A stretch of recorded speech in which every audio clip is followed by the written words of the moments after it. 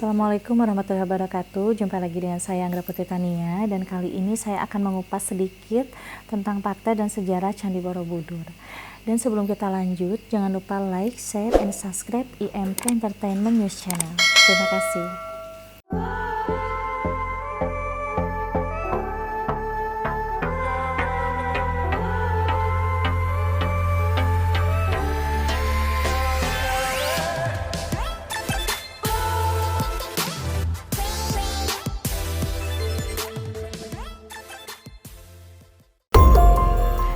Candi Borobudur dibangun pada awal abad ke-9. Pada saat di Jawa Tengah banyaknya sekali atau dikuasai oleh dinasti Sailendra, atau bisa dikatakan dengan Wangsa Sailendra. Jadi pada saat itu banyak sekali yang beragama Buddha di Jawa Tengah Magelang, yang sampai pada akhirnya Wangsa Sailendra itu membangun tempat peribadatan yang dinamakan dengan Candi Borobudur. Dan Candi Borobudur itu dibangun oleh salah satu arsitek tokoh Buddha.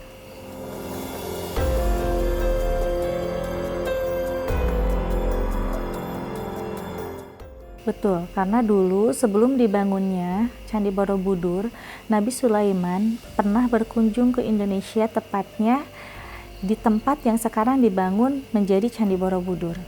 Jadi Nabi Sulaiman alaihissalam pada abad ke-10 sebelum Masehi dengan prajuritnya pernah datang ke Indonesia, atau bisa dikatakan ke Jawa Tengah Magelang, untuk bertemu dengan salah satu ratu yang sangat cantik jelita, pemimpin, dan semua rakyatnya itu adalah perempuan, yaitu Nabi Sulaiman ingin berkunjung ke Istana Ratu Boko, ke Sleman, Jawa Tengah. Nah, akhirnya waktu Nabi Sulaiman alaihissalam datang ke Istana Ratu Boko, bertemu dengan salah satu ratu yang bernama Ratu Bilqis. Ratu Bilqis itu sangat cantik jelita, dan Nabi Sulaiman pun juga tergoda dengan kecantikannya. Saat Ratu Bilqis menyingkapkan roknya sedikit, akhirnya terlihat kakinya oleh Nabi Sulaiman alaihissalam, dan akhirnya Nabi Sulaiman alaihissalam di situ jatuh hati kepada Ratu Bilqis. Dan Ratu Bilqis sendiri dengan melihat Nabi Sulaiman alaihissalam sangat mengagumi dengan kesatriaannya.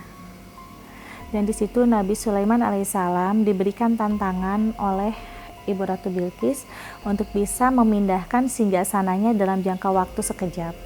Jadi pada saat Ratu Bilqis meminta kepada Nabi Sulaiman alaihissalam untuk memindahkan singgasananya, dan Nabi Sulaiman itu menyanggupinya, karena waktu itu Nabi Sulaiman alaihissalam beserta pamannya yang tidak diketahui asal usulnya pamannya dari mana, tetapi Nabi Sulaiman alaihissalam itu menganggap bahwa Syekh Asif bin Barhoya itu adalah pamannya.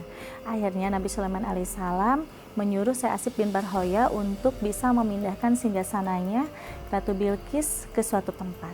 Jadi singgasana Ratu Bilqis itu di Istana Boko itu pernah dipindahkan ke Candi Borobudur, Jadi di situ berbentuklah seperti segitiga. Singgasananya Ibu Ratu Bilqis itu berbentuk segitiga, dipenuhi dengan berlian-berlian dan emas. Dipindahkan di sana dan akhirnya lenyap seketika. Dan itu dalam hitungan hanya sekedip mata.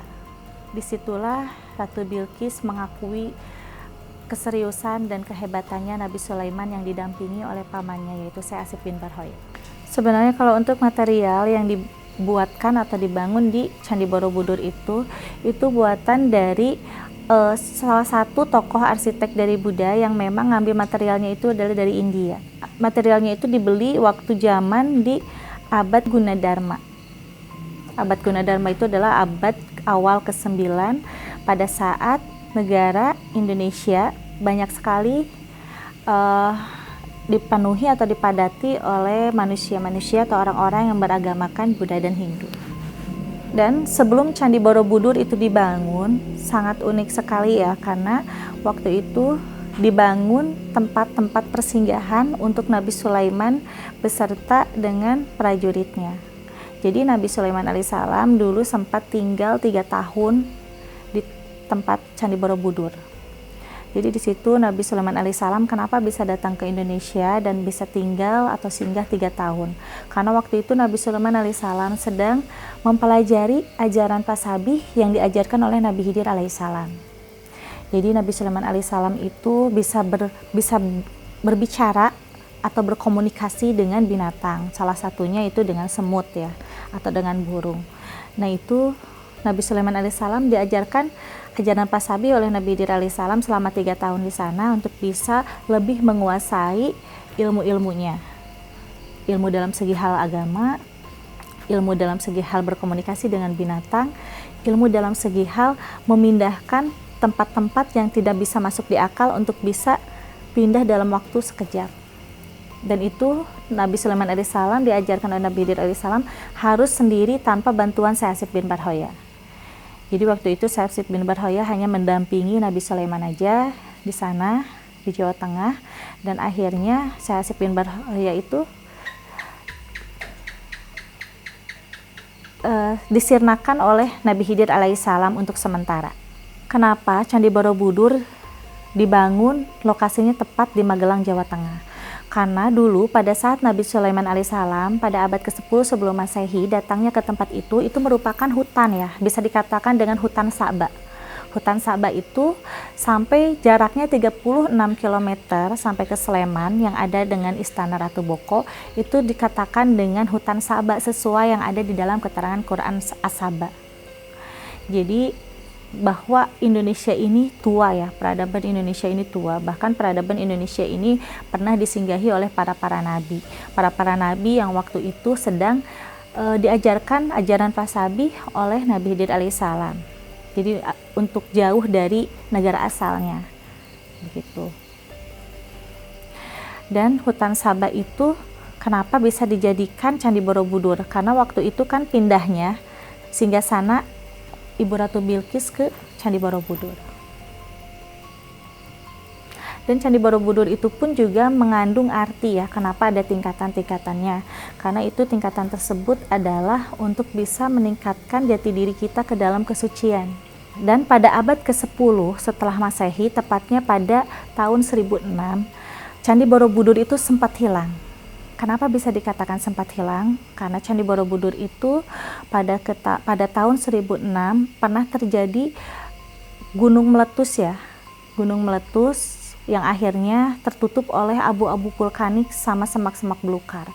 Jadi Candi Borobudur yang begitu megahnya akhirnya tertimbun oleh abu vulkanik dan semak belukar yang diakibatkan oleh letusan Gunung Merapi.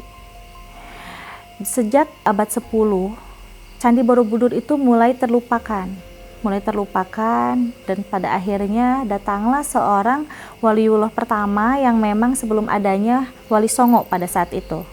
Waliullah pertama yang datang ke Jawa Tengah itu adalah Syekh Subakir. Syekh Subakir akhirnya menyebarkan agama Islam pada abad ke-15-an. Akhirnya disitulah Syekh Subakir mengajarkan dan menyebarkan agama Islam, dan sampai pada akhirnya tempat peribadatan Buddha Candi Borobudur itu terlupakan sampai kurang lebih 10 abad. Nah, pada zaman penjajahan abad ke-18 datanglah penjajahan Belanda ke Jawa Tengah Magelang, dan akhirnya ditemukanlah Candi Borobudur pada abad ke-18 oleh penjajah Belanda. Akhirnya dirapikan, dibersihkan, dan dibudidayakan lagi, juga dilestarikan menjadi tempat wisata.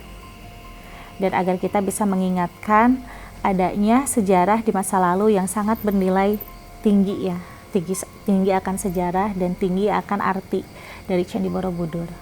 Jadi Candi Borobudur itu mengandung arti ya tentang ketulusan, kesucian, dan jati diri yang benar-benar bersih.